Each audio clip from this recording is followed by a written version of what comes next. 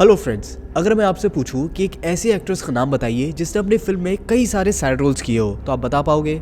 Obviously ऐसी बहुत सारी एक्ट्रेसेस हैं, बट अगर मैं आपसे ऐसा पूछूं कि एक ऐसी एक्ट्रेस का नाम बताइए जिसने खुद को रियल लाइफ में प्रेजेंट किया हो सिनेमा के रूप में, तो आप किसका नाम लेंगे?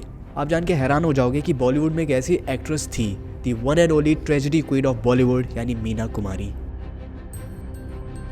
1 अगस्त 1933 को मेहजबीन बानो यानी मीना कुमारी का जन्म होता है एक गरीब परिवार में। उनके फादर तो वैसे फिल्म में छोटे मोटे एक्ट किया करते थे और उनकी जो माँ थी प्रोफेशनल डांसर थी, बट फैमिली कंडीशन इतनी ज्यादा बेकार थी उनकी कि मीना कुमारी के जन्म देते ही उनके फादर ने कहा था कि इसे हम किसी अनाथ आश्रम में दे देते हैं। तो पहले तो उनकी माँ इस चीज के लिए मान गई थी, बट बाद में उन्हें ये रियलाइज हुआ कि नहीं, हम अपनी बेटी को खुद पालेंगे, और एंड में उन्होंने यही फैसला किया कि मेहजबीन बानो को अपने पास ही रखेंगे। तो जैसा कि मैंने आपको बताया कि फैमिली कंडीशन काफी ज्यादा बेकार थी, इसके लिए मीना कुमारी को बचपन से ही काम की तलाश होने लगी, और आप बिलीव नहीं करोगे, केवल 7 साल की उम्र में उन्होंने फिल्मों में एक्ट करना शुरू कर दिया।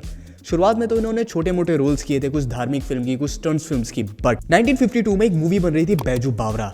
उसमें नरगिस दत्त को एज ए लीड कास्ट किया जा रहा था, बट कुछ इश्यूज होने की वजह से नरगिस इस फिल्म से अलग हो गई, और फिर डायरेक्टर विजय भट्ट ने एक नई लड़की को कास्ट किया इस फिल्म के लिए, और वो थी मीना कुमारी जी।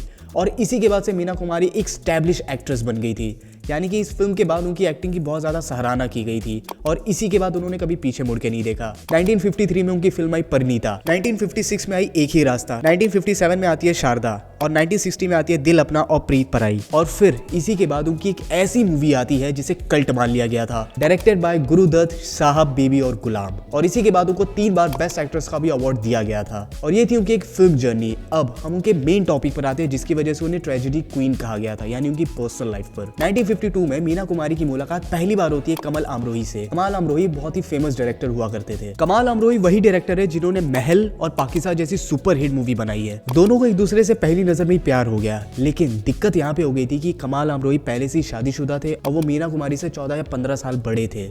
लेकिन इससे मीना कुमारी को ज़्यादा फर्क नहीं पड़ रहा था, क्योंकि उन्हें एक सच्ची मोहब्बत की तलाश थी, लेकिन ऐसा नहीं हुआ। तो उन्होंने शादी तो कर ली, लेकिन कभी सुखी नहीं रह पाए। और मैं आपको एक फैक्ट बता दूं, मीना कुमारी जितनी अच्छी एक्ट्रेस थी, वो उतनी अच्छी एक पोएट भी थी। और इन्हीं का मैं शेर आपको सुनाता हूँ। दिल सा जब साथी पाया, बेचैनी भी वो साथ ले आया। और ये शेर मीना कुमारी ने अपने हस्बैंड को ही डेडिकेट किया था। 1953 से लेकर 1956 आते आते दोनों का रिलेशन बहुत ही ज़्यादा खराब होने लग गया था, यानी मीना कुमारी एक ट्रॉमेटाइज हो गई थी इस चीज़ को लेकर। और उसी वक्त कमाल अमरोही एक मूवी बना रहे थे पाकिज़ा, जिसमें उन्होंने अपनी वाइफ को ही कास्ट किया था।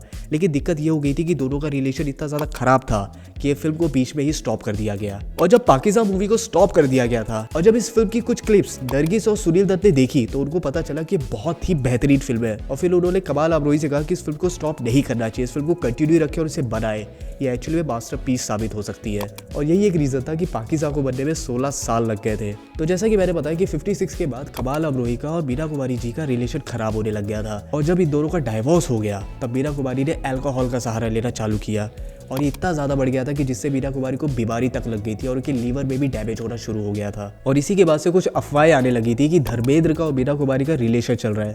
वैसे तो ये कभी प्रूफ नहीं हो पाया, लेकिन कई सारे आर्टिकल्स हैं जो ऐसा दावा करती है कि सच था।